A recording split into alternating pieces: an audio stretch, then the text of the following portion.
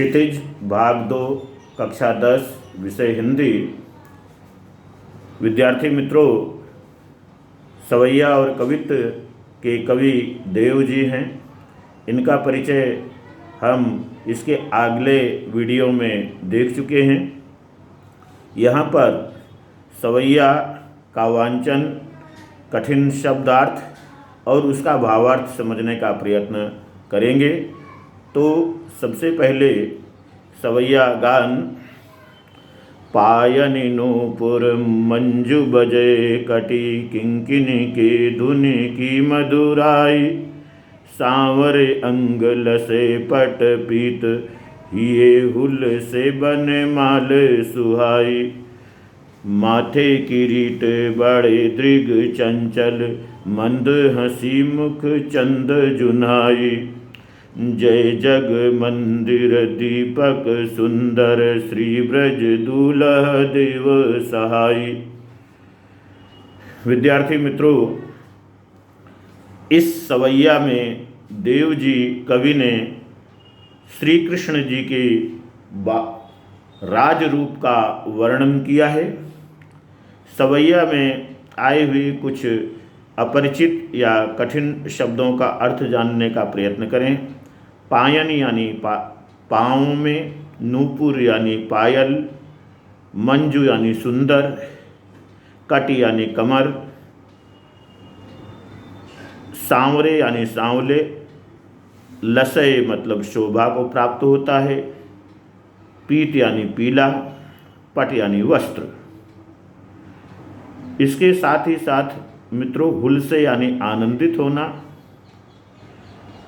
किरीट यानी मुकुट, दृग यानी आँखें, जुन्हाई यानी तेज या रोशनी।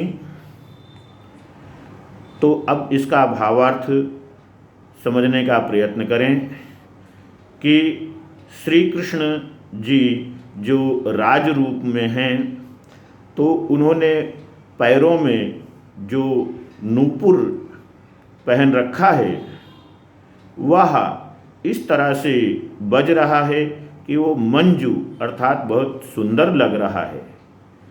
उन्होंने जो कमर में किंकिणी कंकण को धारण कर रखा है, जो कमर में किंकिणी को बांध रखा है, उसकी ध्वनि भी बहुत ही मधुरता से बज रही है।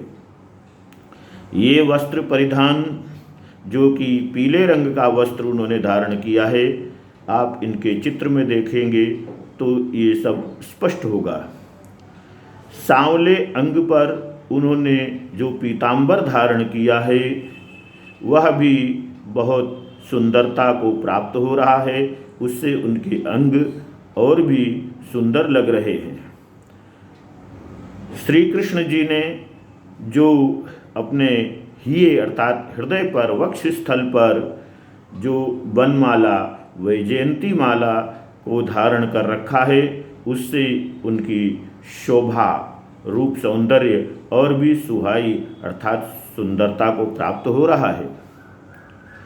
माथे किरीट, उन्होंने अपने मस्तक पर मुकुट धारण कर रखा है, किरीट को धारण कर रखा है, और उनके जो नेत्र हैं, जो दृग हैं, वे चंचल हैं। उनके नेत्र विशाल हैं और चंचल हैं। उनके मुख पर मंद हंसी, इस तरह से मंद हास्य फैला हुआ है कि उससे उनका मुख चंद्रमा के समान तेजस्वी और सुंदरता को प्राप्त हो रहा है। ऐसे सुंदर सुशोभित बाल कृष्ण, राज कृष्ण हमारे हृदय के मंदिर में, हमारे हृदय के दीपक रूपी मंदिर में सुंदरता से श्री ब्रज दूल्हा, जो कि ब्रज के अनुपम दूल्हा के रूप में हैं, देव जी कहते हैं कि हमारे यानी भक्त लोगों के हृदय में इस तरह से शोभायमान हों, हमेशा हमारी मदद करते रहें। धन्यवाद।